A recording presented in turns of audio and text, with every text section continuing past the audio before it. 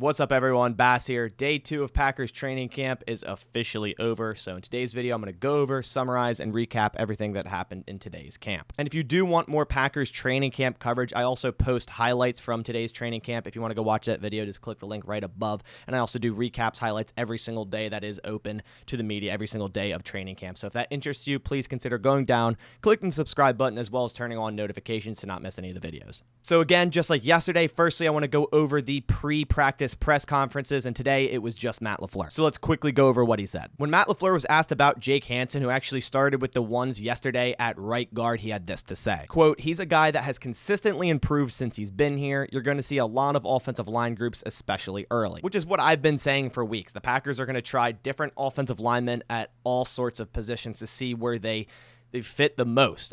Zach Tom played a lot of positions today, which we'll go over in a little bit. Jake Hansen, right guard at center. Cole Van Lanen, right tackle, left tackle. Josh Nijman at left tackle and right tackle. Royce Newman at right guard and right tackle. There's just been so many different combinations, and they're just seeing what works best, and that makes sense. Matt LaFleur was also asked a little bit about first-round rookie Quay Walker, and he said, quote, "He is a talented dude. He loves ball. He attacks it the right way." Quay went into camp starting as inside linebacker number 2 in base defense and hasn't looked back. He took that role at the end of OTAs from Chris Barnes, making plays yesterday, making plays today, and it just seems like he's been in the building for a while, and he's not actually a rookie. I've been very impressed from what I've saw from Quay Walker thus far this offseason. LaFleur was also asked about the potential of Aaron Rodgers possibly playing in preseason games, which he hasn't done since 2018, since there's a lot of new faces in the wide receiver room, drafting 3 rookies, bringing in a veteran in Sammy Watkins, and Matt LaFleur said, quote, "That's up for discussion. It's not something he and I have talked about. Everything is fluid." But to me, personally, I don't think it's worth it. I don't like starters playing any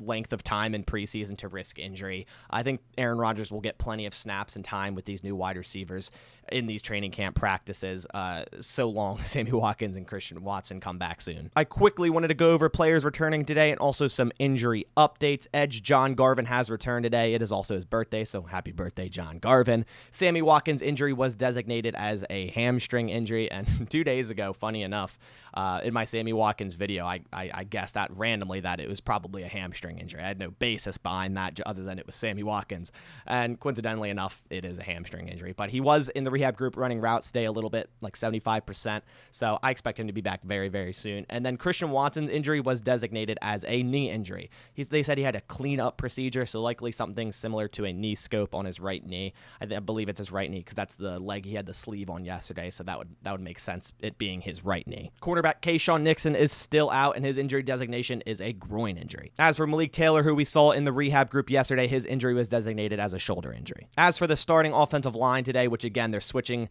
this around a lot. Every day is going to look different, so don't read too much into this.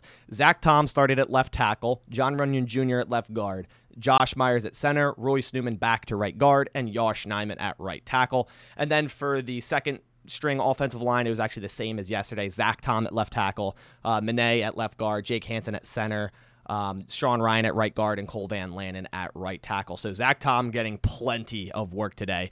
He was the number 1 and the number 2 left tackle, so it's clear drafting him, they saw his ability to play left tackle as well as center and even guard spots. I really like Zach Tom's versatility, and that is obviously showing here. They're trusting him as number 1 and number 2 left tackle in the absence of David Bakhtiari. All right, now I'm going to give my takeaways from team periods, everything I've read on Twitter and everything I've seen from today's training camp. Another really nice day from rookie Romeo Doubs.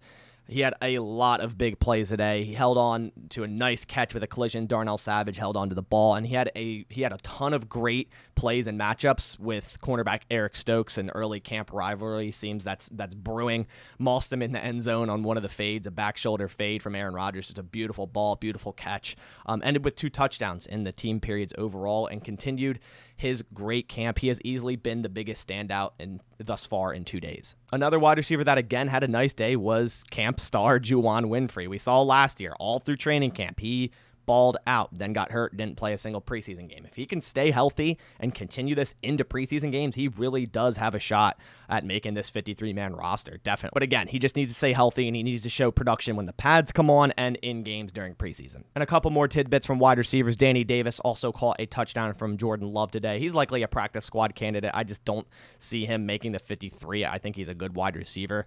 Could even get nabbed off the practice squad when the Packers do end up putting him there. But I think it's just a very crowded room. He's likely a practice squad candidate. And then 7th-round selection Samori Toure also had a touchdown from Jordan Love as well. Undrafted free agent running back Tyler Goodson showed his ability catching the ball today. Good chance Tyler Goodson could end up running back 3 if Kylan Hill does start on the PUP. He has to beat out Patrick Taylor, who didn't have a nice day yesterday. He ended the practice with a fumble. So there's a chance Tyler Goodson could be running back 3 on this roster for sure. And then tight end Tyler Davis also had a nice day, getting a lot of catches in the flat and also 2 touchdowns as well. As for the defense, I think they did really well today. Yesterday, Aaron Rodgers joked offense won the day. They're 1-0. I would say at this point it is tied 1-1. The defense had a very nice day. Rashawn Gary specifically beat a lot of O-linemen and had a ton of would-be sacks, beat Josh Nijman, Zach Tom, bunch of other guys. Rashawn Gary has been on fire so far in camp. Safety Sean Davis is currently showing up as that safety number 3, making some plays.